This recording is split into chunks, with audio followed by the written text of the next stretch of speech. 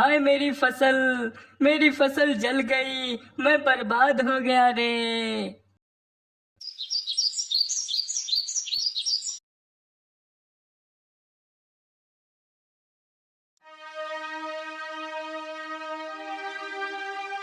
और कब तक ऐसे ही बैठकर शोक मनाते रहोगे? हम बर्बाद तो पहले ही हो चुके हैं। अगर चिंता में डूब जाओगे तो बीमार पड़ जाओगे। खाने के पैसे नहीं है हमारे पास, इलाज कैसे कराओगे? नीलम, मैं चाह कर भी भूल नहीं पा रहा हूँ कि हमारे खेत में आग लग गई और हमारी सारी फसल जलकर राख हो गई। मैंने अपनी सारी पूंजी खेत की फसल में लगा दी थी। मैंने सोचा था कि अच्छी फसल हो जाएगी तो हमारा 2 गुना मुनाफा हो जाएगा, हमारी सारी समस्याएं दूर हो जाएंगी। ये कभी नहीं सोचा था समस्याएं दूर होने के बजाय और उल्टे बढ़ जाएंगी। छोड़िए ना इन सब बातों को, जो हो गया सो हो गया। शायद हमारी किस्मत में यही लिखा हो। ज्यादा सोचिए मत, ज्यादा सोचने से आपकी सेहत बिगड़ जाएगी।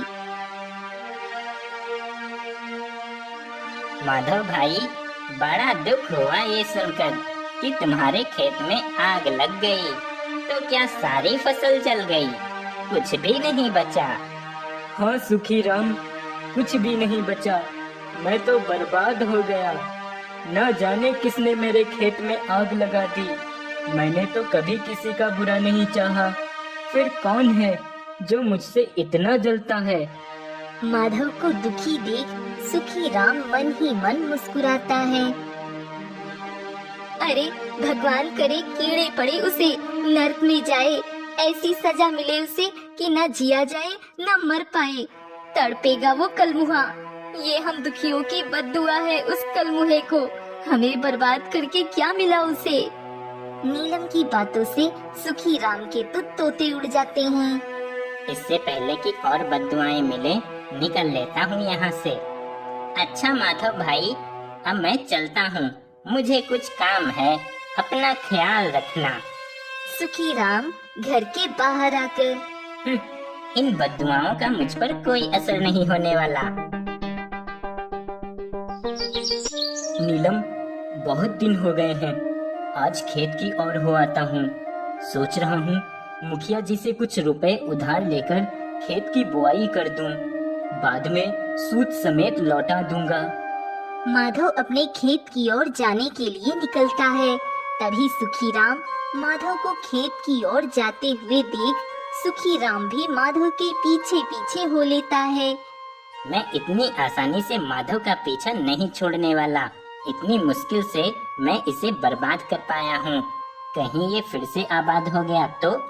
इसीलिए मैं माधव पे हर वक्त नजर रखता हूँ और मुझे पूरा यकीन है ये खेत में फिर फसल बोना चाहता है, इसीलिए ये खेत की ओर जा रहा है। माधव खेत के पास आता है। तभी वह देखता है उसके खेत में एक पेड़ लगा हुआ है। अरे, ये मेरे खेत में इतनी जल्दी इतना बड़ा पेड़ कैसे उग आया? कुछ दिन पहले तक तो मेरे खेत में कुछ भी नहीं था और आज अचानक इतना बड़ा पेड़। माधव पेड़ के पास जाता है। अरे, इस पेड़ पे तो फल भी लगे हुए हैं। ये कौन सा फल है? ऐसा फल तो मैंने अपने जीवन में कभी नहीं देखा, और ना ही ऐसा पेड़। ये कौन सा पेड़ है? माधव फल को छूने लगता है। तभी पेड़ बोल पड़ता है, मेरे फल को मत छूना। ये क्या?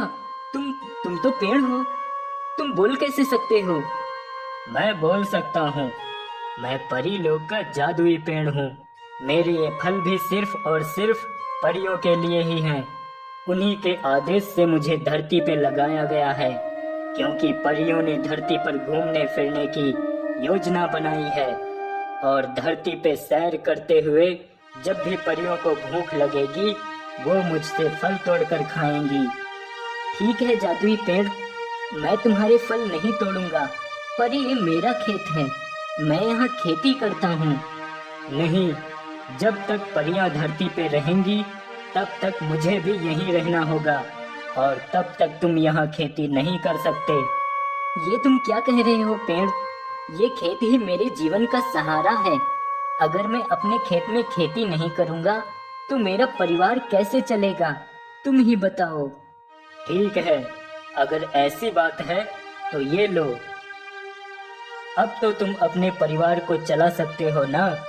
जब मैं परीलोक वापस चला जाऊंगा तब तुम अपने खेत में वापस खेती कर सकते हो, लेकिन तब तक इन सोने के सिक्कों से ही अपना काम चलाओ।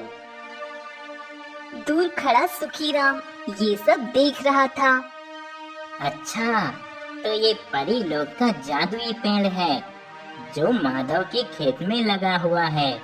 इसने माधव को खूब सारे सोने के सिक्के दिए।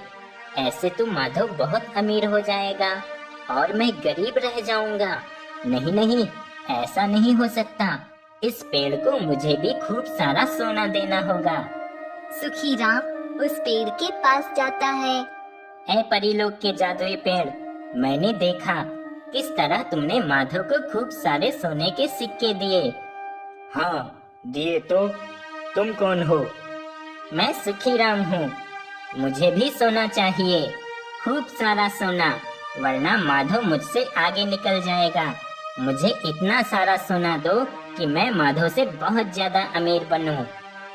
तुम एक दुष्ट लालची व्यक्ति हो। मैं तुम्हें कुछ नहीं दूंगा। जाओ यहाँ से। अगर तुमने मुझे माधव से ज्यादा सोना नहीं दिया तो मैं तुम्हें काट डालूंगा।